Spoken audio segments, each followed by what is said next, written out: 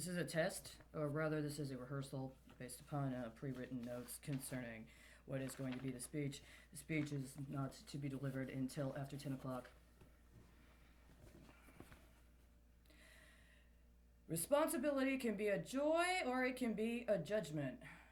One of the things the United States is dealing with right now is a necessary turnover in our workforce based on generational processes, especially concerning our civil administrations and consideration of the status of our seniors or those about to be seniors, and understanding of long-term positions that are necessary to maintain a transition and stability within our society. At the same time, we have a number of young people that definitely should be able to look forward to a future, including one that is able to sustain them into their old age. It's well known that we are in a stage where we necessarily have to invest in infrastructure. This could have been a period of time prior to the stage we're at now, where certain measures could have been implemented that were part of our history and our legacy. But we have to be where we are now and be reasonable with the things that we have to deal with at this time. As such, one of the major areas we need to focus on is that our infrastructure priorities need to accommodate a de-emphasis on the surveillance and marketing aspects of our society and instead reflect and implement a greater emphasis on productivity and ownership, including administration regarding distribution. There need to be an implementation of priorities around culling expenses of the financial system and streamlining derivative processes so as to enable and develop more qualitative derivative delivery in the event we determine it is acceptable or necessary to engage derivatives. There should be standards around how we engage with derivatives, including disclosure and accountability. I've already outlined some processes whereby this can be assured, but the process of addressing this directly is going to allow us to recover a great deal of wealth that has already been attempted for expropriation and circulation in manners that are not acceptable. Part of this is going to be about retaining and producing a connection with the legacy of our productive cycles, including via confirmation and authentication processes, which can provide for economic activity that we are already acclimating to, but provide for it in a manner that can be accountable as well as prosperous. Sublimation and automation must be balanced with comprehensive public education and civic discourse on economic democracy with a local emphasis. A policy of risk tiering and leveraging must be democratized with introduction and development of conscious engagement in methods of transacting data as well as commerce. These are processes we already have available to us. It's processes that many others have already implemented. But instead, what we have seen for too long has been an emphasis on the surveillance state and a concentration into the hands of state power of what is produced as a result of the surveillance state, and it does not circulate to us in the manner we need it to, while it also dispossesses us of the means by which we can keep track of our own contributions. The technology for real-time validations as well as devalidation already exist, but the consolidation and means of methods of it have diminished and provided to the people for implementation. The illusory promises of what was supposed to occur with the Affordable Care Act regarding providing for our most basic needs, specifically health care, and how it is engaged by and through the competitive marketplace schemes, need to be supplanted with a more considerate and sustainable means testing and means tested processes. This will involve a reconfiguration of our existing patent and copyright processes, along with democratization of the role and valuation of intangible property and its role in the economy. The development of the digital economy, including in regards to the dreaded encountered perils of the digital currency, provides an opportunity to begin to understand the value of our own intangible contributions.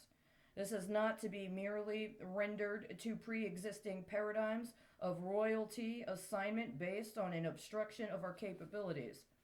We need to understand and apply our proficiencies with our own bioenergy production and consider its co creation and duration in society. Thought is energy. The quality and intent of our thought processes is our wealth. And we need to be encouraged to use and develop consciously, conscientiously, and consistently. In such manners and with such commitments, transitions of important systematologies can be transmitted. But securing it is going to involve a commitment from society on a comprehensive level.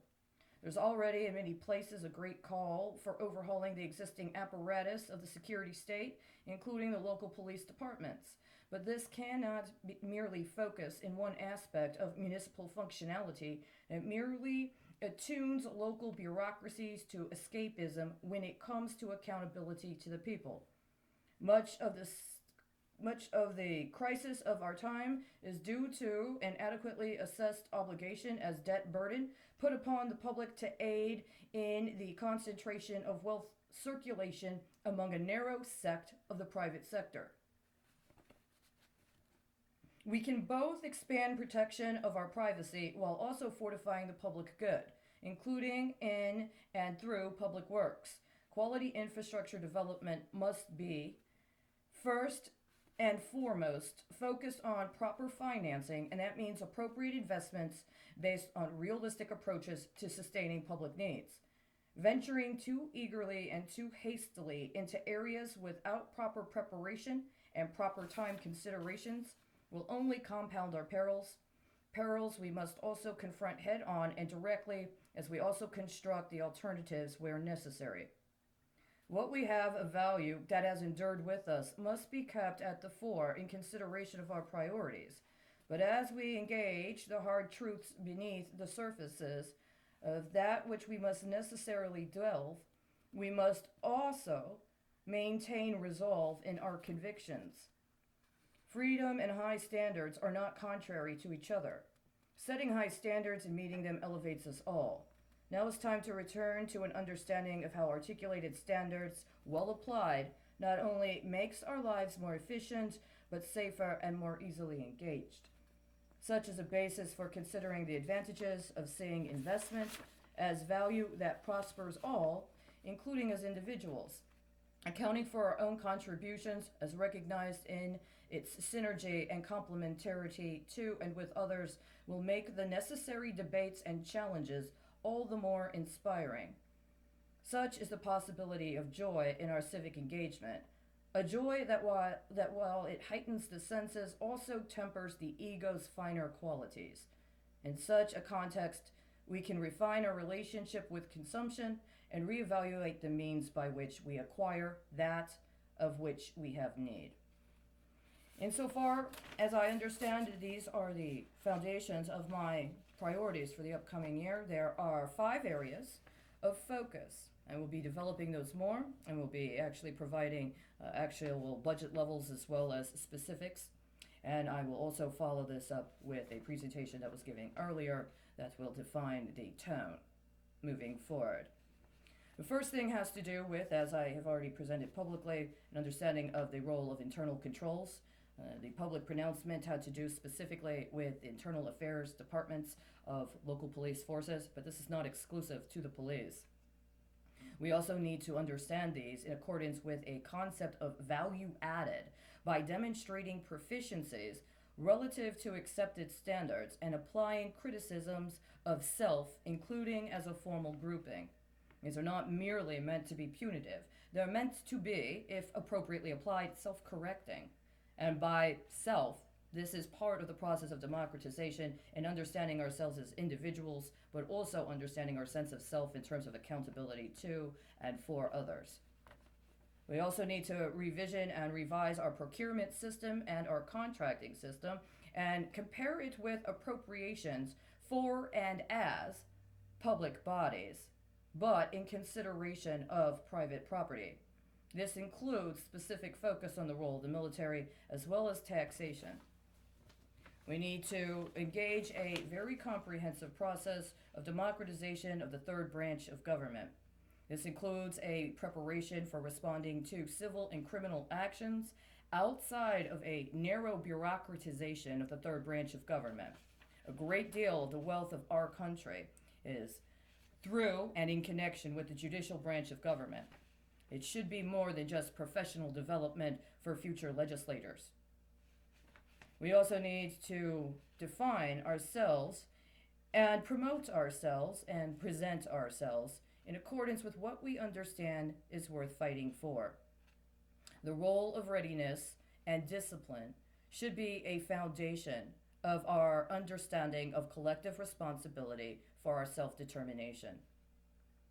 And finally, it's going to be a priority to end where we started, or rather, to allow for a continuation of what is important, which is the consideration and the primacy of the role of motherhood and parenthood and the priority of child safety as a national security matter, because ultimately what we need to do is provide for our future leadership.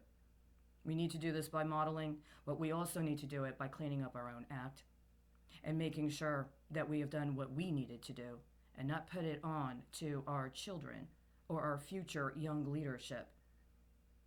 It is not prudent for us to expect a younger generation to provide to us more than we have provided to them. For that matter, I will go ahead and present this as is. I won't do it again. I will show you. I hand wrote it. I didn't type it. I didn't rehearse it. But at the same time, it's very urgent. Today is April 15th, 2021. It's 9:52 a.m. As I said, I will put more specifics on the website along with the information that has just been provided, and I welcome your feedback and your commentary. These are urgent matters. Some of these matters that are going to be unfolding, I expect movement on in the next 3 days.